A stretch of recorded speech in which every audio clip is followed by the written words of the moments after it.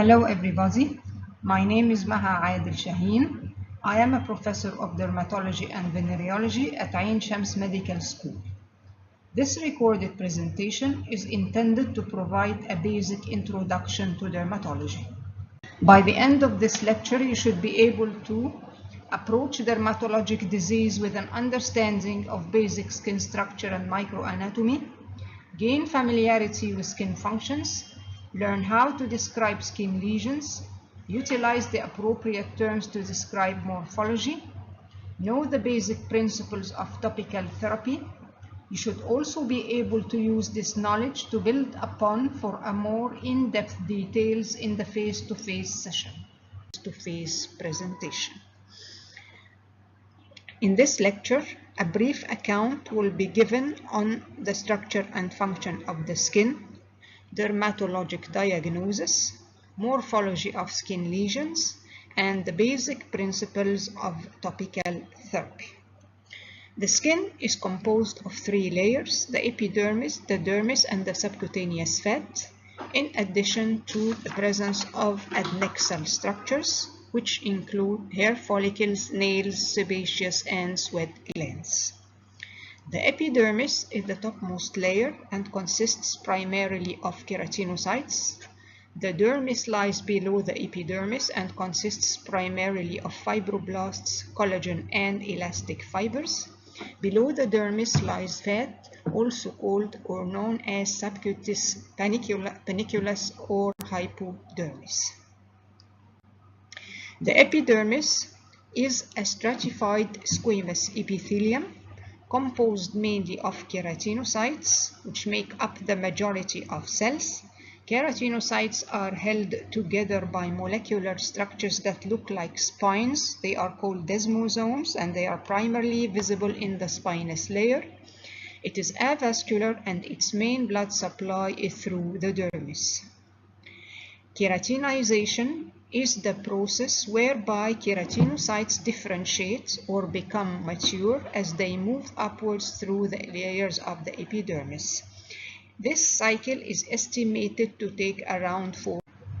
So by definition, keratinization is a complex series of morphological and biochemical changes in which keratinocytes produced by cell division in the deepest layer of the epidermis are carried towards the skin surface to produce the surface layer of tightly packed non-nucleated cells, which are finally shed.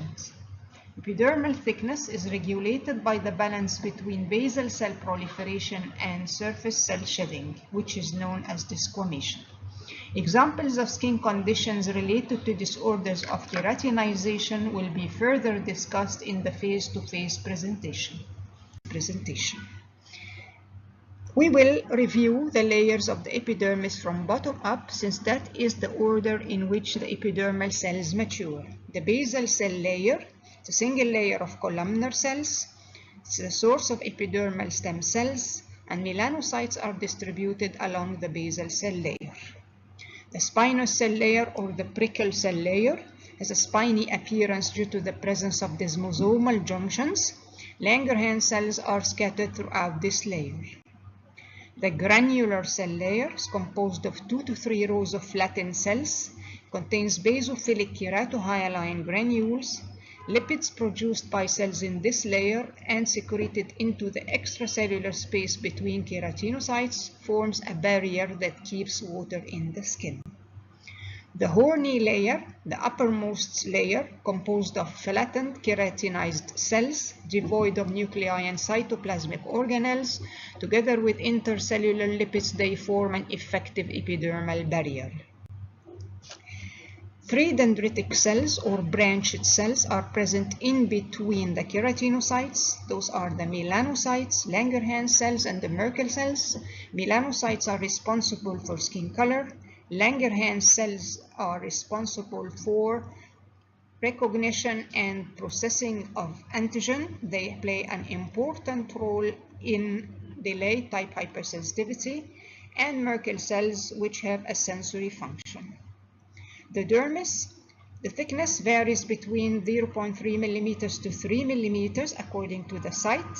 It is mainly composed of connective tissue, which may be in the collagen, elastic, and reticular fibers, in addition to cells, the main cell being the fibroblast. The thin upper layer of the dermis is called the papillary dermis, and the thick lower layer is called the reticular dermis.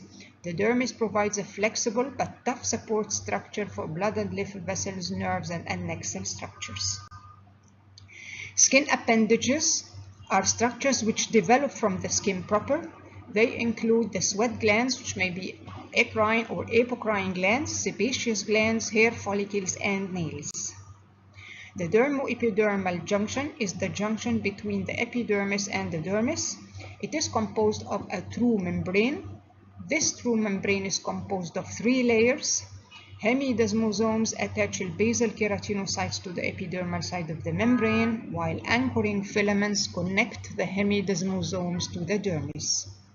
The subcutis separates the dermis from the deeper underlying structures such as fascia and muscles, insulates the body, serves as an energy supply, cushions and protects the skin, and allows for its mobility over underlying structures.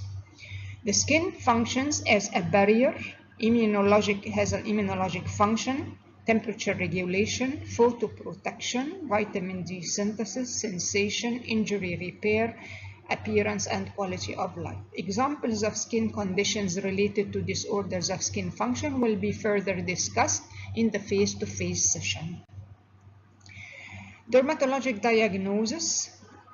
We have to stress in the history on certain points, and on the examination there should be good light and good exposure.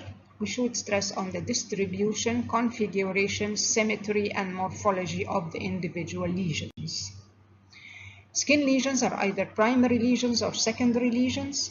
The primary lesions include a macule, patch, papule, plaque, nodule, vesicle, bulla, and wheal. The secondary lesions include the pustule, crust, erosion, ulcer, and fissure.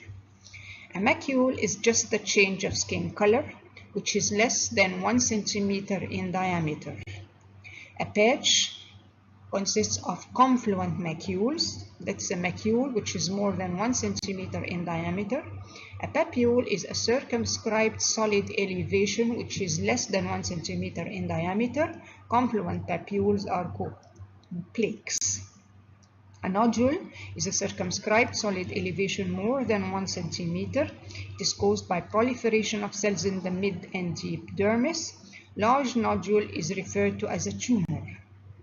A vesicle is a circumscribed collection of fluid less than 1 centimeter in diameter. Larger vesicles are called bullae. A pustule is a circumscribed collection of pus. Pus is made of leukocytes and free fluid. A pustule may be a primary lesion, which starts as is, or a secondary lesion in which a vesicle is secondary infected. A wheal or a hive is the characteristic primary lesion of urticaria. It is an edematous, erythematous, evanescent lesion which is very itchy, and individual lesions characteristically last for less than 24 hours. An erosion or a fissure or an ulcer, those denote loss of skin substance. An erosion is a very superficial lesion which denotes focal loss of epidermis. A fissure is a linear loss of epidermis and dermis, while an ulcer denotes focal complete loss of epidermis in addition to part of the dermis. According to the depth of the ulcers usually heal with scars.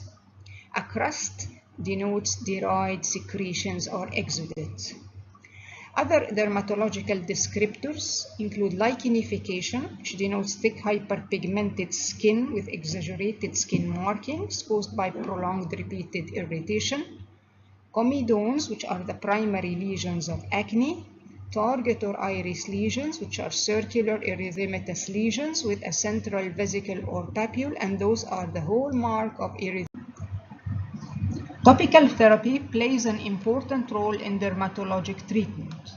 Topical preparations are composed of a vehicle, which is an inert carrier of the active ingredient. Vehicles are present in different forms.